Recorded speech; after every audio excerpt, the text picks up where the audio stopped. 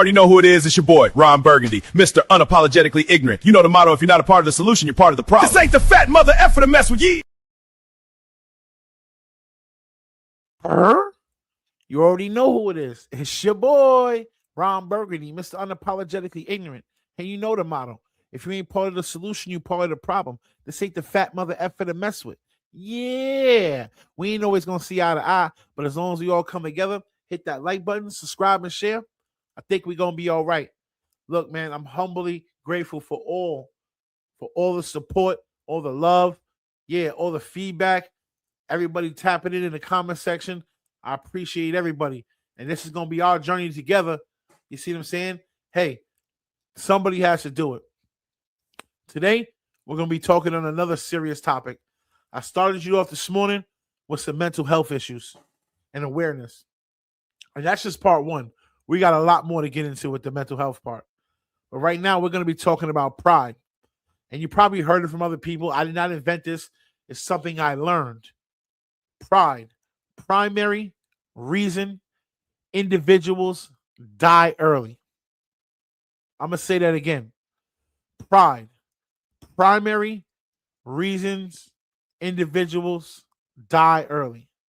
And what does that mean? Do you understand the difference between dignity and pride? Self-respect and pride? If not, let me tell you what I learned. I learned that pride is what a delusional man carries himself with. I heard and I learned and I found out and I've experienced that when you carry yourself with self-respect and dignity, there's nothing else that will give you such clarity in this world. And let me explain to you the difference. Pride is some of these individuals on the internet that want you to believe in their false prophecy and what they've done in places that don't matter to the average person. Pride is what makes them think that what they're doing in their mission is righteous when it's not. Pride is these same individuals that will tell you this, that, and the third, but up north they were working for 10 cents to maybe 16 cents an hour tops, bringing home $20 every 2 weeks, but won't go work at McDonald's and flip burgers for $15 to $21 an hour. That's what pride makes you do. Pride makes you pull out your gun and shoot somebody for what they say to you. Pride makes you tell another man, eat a wee-wee, when you don't like what he's saying or because he said it to you. This is what pride is. And we've all dealt with it because we've all did bad, homie. So this pride thing is why people are dying, bro. It's why people are dying, whether they unalive somebody or they are unalived. Because once you unalive somebody and you go to jail, you might as well be unalived. It's not cool to live in them places. I don't know why anybody would be on the internet not telling you that it's mental health. And I'm going to stay on topic with this pride issue, but it all intertwines. The mental health is not sound. You're delusional. When you deal with pride, you're delusional to think that you ran anything in prison. To ever talk about what you did up there and not tell people that you had to shower with other men. Yeah. You had to shit with other men. You had to brush your teeth with other men. Unalivers. All words. Violent people, whatever it is. You had to live with these people in a controlled environment and be told when to eat, sleep, piss, and shit. You had to eat turkey tetrazzini. Do you guys know what turkey tetrazzini is? It is not what you think it is if you look it up on the internet. I promise you. I promise you. It is horrible. Yakisobe. Do you know what yakisobe? Listen, man. If you've been up top before, you've been in jail, period, tell these people the truth. Tell them, yo, man, there's nothing about it cool. I don't care if you were the biggest homie ever in the world and you got the bag and you had all the visits and the chains and the respect in the world. And if you were Nostradamus, nigga, yeah, you still had to listen to another man push a shit out his ass. Yeah, you had to listen to another man tinkle. Yeah. And if you was in the box, you had to split a 15-minute shower window with another man. Come on. Your mama, your girl was subjected to searches of their body. They had to walk through metal detectors. These things are designed to push people away from you in prison. So when you guys deal with this pride leads you there. Pride stops you guys from telling the truth, homie. It's a traumatic experience. I still only feel comfortable in smaller rooms. I did 4.5 years consecutive in upstate correctional facility for dealing with my pride and having horrible mental health and dealing with delusion. So again, this pride thing, let's correct the narrative. Let's deal with dignity, self-respect, self-worth. When you have these things, you don't have to get up here and tell people your story. You don't have to get up here and tell people, yeah, I ran shit.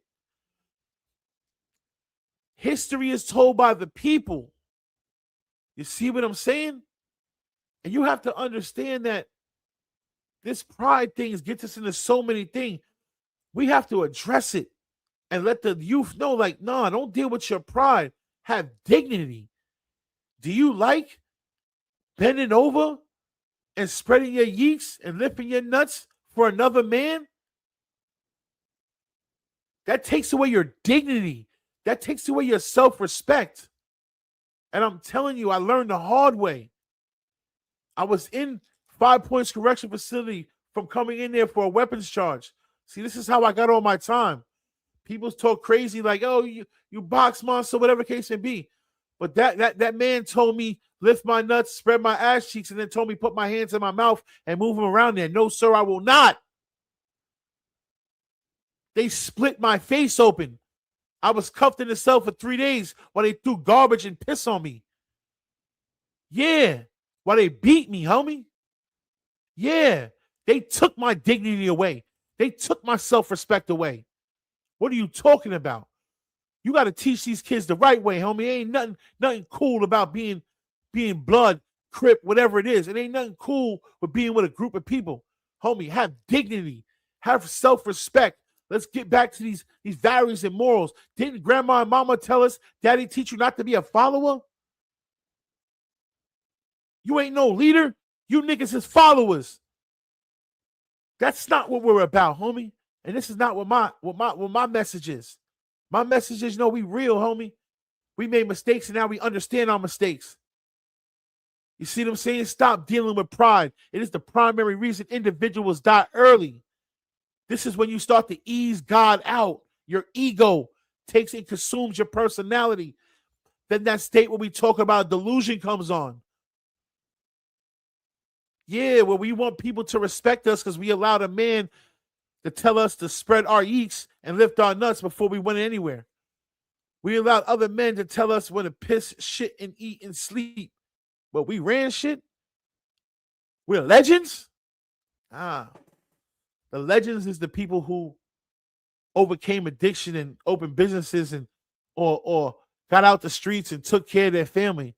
The legends is the ones who kids are right now in college playing basketball, putting on for the sacrifices their parents made. Those are the legends, homie. We don't no longer are gonna promote false prophets who deal with pride. We're gonna give you real people who set aside pride and picked up their self-respect and their dignity and said, you know what? I'm a man. I know what I'm worth. And I'm not worth being told when to shit, piss, and eat to take a shortcut when I can get it with hard work. When I can get it by changing my ways. How dare you niggas get in there and tell our children that? You see what I'm saying? How dare you niggas make us want to pay homage to you and give flowers? And this is not towards anybody specifically. This is towards anybody who's pushing that narrative. You see what I'm saying? Tell them the real things you deal with. Tell them when nobody's around and it's just you and God, the conversations y'all have. I bet you won't tell these kids that, but you'll tell them that, yeah, I'm him. Look up to me. We're not doing it no more. Okay? Enough is enough. Look at the news, man. It ain't grown men out there doing it. That's kids, homie. 17 years old, killing each other or going out there robbing people because they don't want to go to school, effed up, dealing with pride. When as long as you have a pair of sneakers on your feet, clothes on your back, what does it matter who made it, how much it cost? This is what we're talking about, pride. We need to leave pride out our lives and pick up self-respect and dignity and understand our self-worth. Please, before we lose more of these kids and we lose more people, man. If y'all really care about your community, you care about your kids, sit them down and tell them the real horrors. Get up here and tell these people what you really went through in them prisons, homie. How you really ain't have no power when it comes to the white man up there. And that just doesn't mean they all black and white. I'm just meaning when it comes to authority up there. You had no authority. You had the authority they wanted you to think you had. You see what I'm saying? It's a test. It's a test environment, man. You didn't outsmart no one. You don't have a legacy unless you get out here and you tell the truth and you raise awareness of this mental health that we need to start letting our children be aware of. Go let them talk to somebody. Let them get advice from different people, from different walks of life. Because I'm telling you, bro, before it's too late, and I seen it up close and personal. I've had to bury children. They children. No matter if they 17, 18, they children. Some people that never been out of this country, like, come on, man. I need y'all to tap in, man, and let these people know. Let's get rid of pride and pick up our self-respect and our dignity to regain our self-worth. I told you, man, I ain't nobody special. I'm not here to preach you. I'm here to reach you, so hopefully I can teach you. Just a regular nigga that did extraordinary things and been around extraordinary people. It's your boy, Ron Burgundy, Mr. Unapologetically Ignorant. You already know if you're not part of the solution, you're part of the problem. This ain't the fat mother effer to mess with. Yeah. And no longer, we don't care about if you agree with us or not. We're pushing correction of the narrative. Okay? We're going to correct this narrative. Y'all stay tuned, man. I'm here 3-4 times a day. I'm going to drive the point across. My voice might be as big as everyone else's, but you know what? We going to get there. I promise you, man. We out of here, man. I done ran the streets, been in jail. I really lived a crazy life. Being rich, being poor, being rich. Now I'm married, raising son, trying to bring truth and laughter.